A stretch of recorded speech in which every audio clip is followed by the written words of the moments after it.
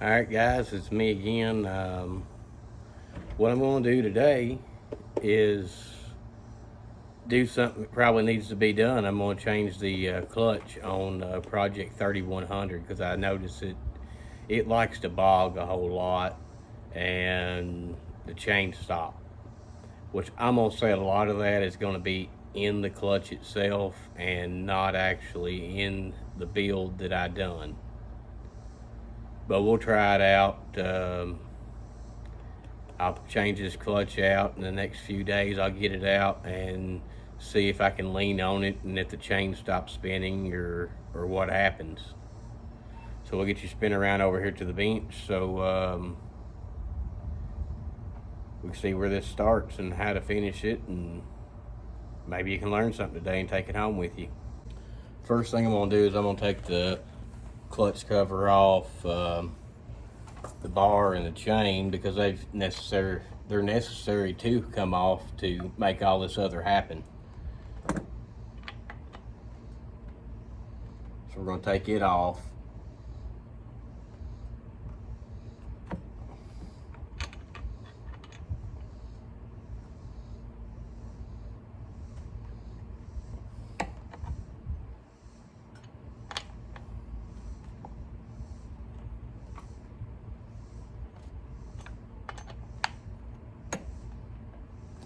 And I've actually been buying the bar nuts for these Husqvarnas at my local hardware store. They're just basic M8 by 1.25, I believe, nuts. There's nothing fancy about them at all. So your general hardware store can help you out with those. You don't have to go to a saw shop and spend $20, $30 for a set of bar nuts when you can just go right up there to the hardware store, go through the bolt bin, and there it is.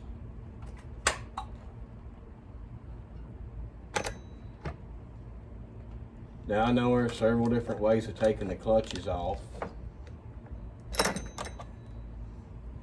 but the way I'm going to do it is the easiest way that I know how. So all it involves is an impact and a socket.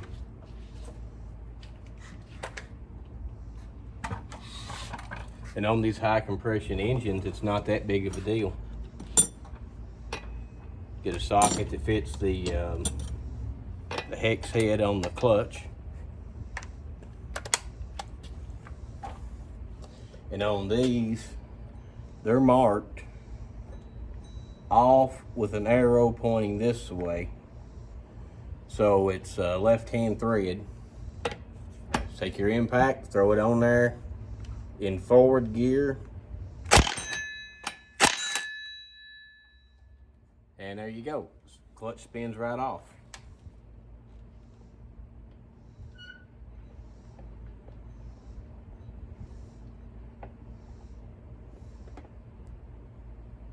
Yeah, she's burned a little. I don't know if you can see that.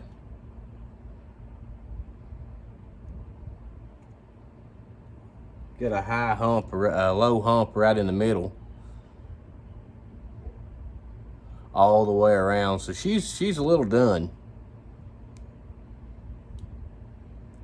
And I wonder why in that video when I went to lean on it, that this particular saw just kept getting slower. And then, you know, your sprockets wore out when you've got grooves in it like this, where it recesses down in, which is not good. Because what it does is it actually takes your chain, your drive links, and pushes them down into the clutch drum itself and cuts grooves into it. See if I can get you where you see. Yeah, you can see it. That's actually from my finger up here. That's actually from a drive link going through the rim sprocket. So that thing's almost toast. And what we're gonna do is we'll take this new one that I've got, and we'll just compare the two.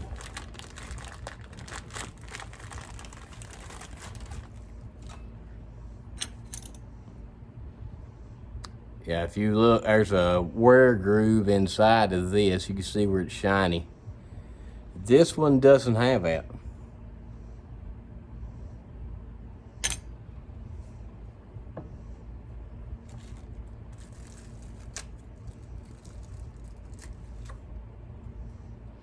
And the difference in the sprockets, you can tell which one's new and which one's old. So we'll take the old one and we'll throw it in our metal scrap because it's useless at this point. Just take our sprocket, stick it right on the splines. It'll line up and go right on. Now with these 395s, the oil pump is drove by the clutch like everything else, but these little teeth have to line up with the oil pump itself. If not, when you put it together, it will, I mean, even the needle bearing's been hot. It's got some blue to it. If you don't, you'll push the oil pump drive gear on into the crank bearing, and you'll push it up against the crankshaft and take everything out of alignment.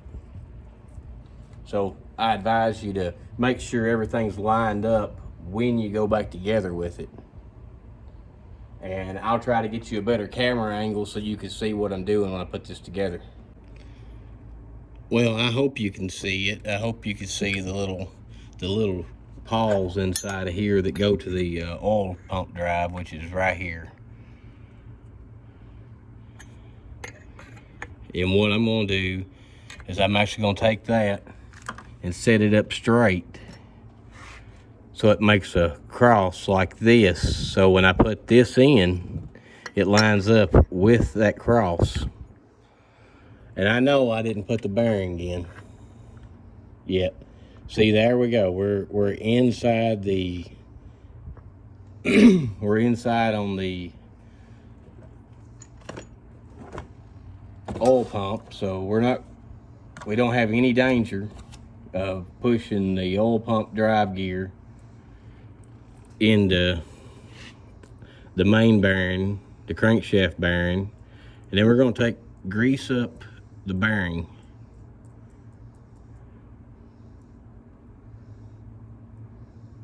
And I use high temp wheel bearing grease. So I don't really like to have this stuff run everywhere when it gets hot, because when it gets hot and runs into the clutch, then there you go, your clutch is slipping. And when the clutch goes to slipping, all you're doing is burning it up. So we got the bearing in now. I'm gonna come back with my shop rag. I'm gonna wipe out the inside of the drum right around where the crankshaft comes through.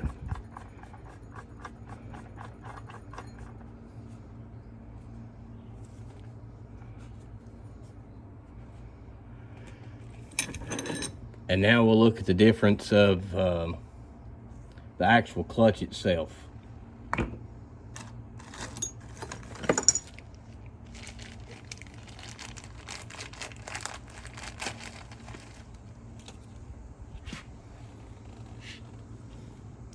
And I hope that does an accurate enough comparison to how bad wore this thing actually is. New one's on the right and the old one is on the left. So there's quite a bit of wear to it. Not a whole lot of difference between them. They both look pretty much similar.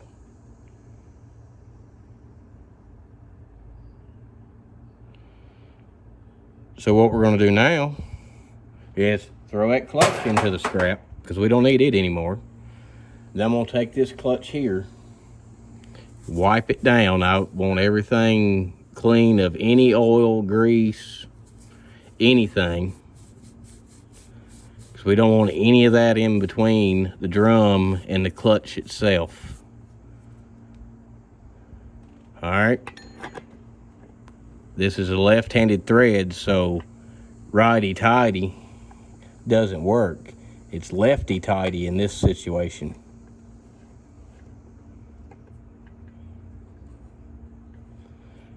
And I'm just going to let the recoil starter on the other side hold this saw still long enough for me to get the clutch threaded on.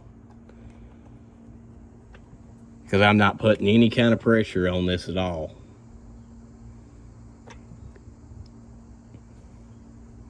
It's still spinning on fairly nicely. It is getting a little tight. And it loosened right back up again. So now we have the clutch inside the house, inside the drum. I know they tell you not to impact these things on. Clutch drum spins free. So what I'm gonna do is I'm gonna pull the rope by hand. I'm gonna hold the rope with one hand and come in with the impact with the other. And I'm just gonna hit it a couple little licks in reverse. That's all I'm gonna do. And that should keep it from flying off. This thing has super compression.